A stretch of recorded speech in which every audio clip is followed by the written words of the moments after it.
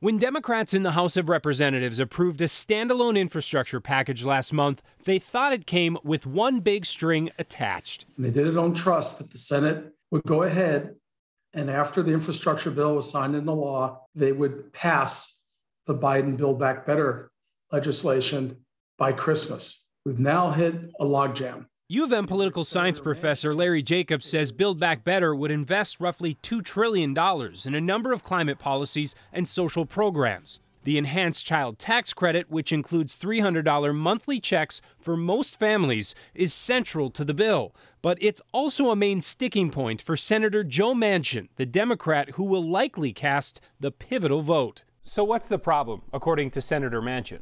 He's worried that, yes, they'll expand it for 1 year, but that's going to create a dynamic in which it will be passed and re-expanded year after year after year. It's expensive, so he's insisting on a work requirement. His big concern that he's talked about is if the costs are allowed to continue, it might contribute to the high inflation that we're seeing today. Or whatever Congress is considering doing, they should do it within the limits of what we can afford.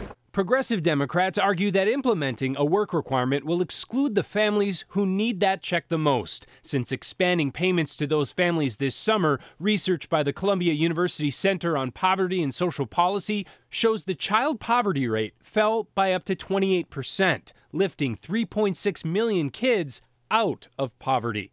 I am all for child tax credits, okay? A child tax credit. On Wednesday, Senator Manchin said he is still negotiating a solution with President Biden, but the future of the payments is far from certain. The challenge here for President Biden is if he goes along with Senator Manchin, the liberals and progressives in the House say they may not vote for it. What do you think? It's Washington. Is this really going to happen by Christmas? I don't think this piece of legislation will pass by Christmas. Could pass before the end of the month, though. I think there's a lot of momentum among Democrats. I do think Joe Manchin would like to see the bill passed, but he'd like to see the cost drop and some changes in this child tax credit. If Congress is unable to get a deal finalized before the end of the year and payments are delayed, the White House said parents could expect double payments.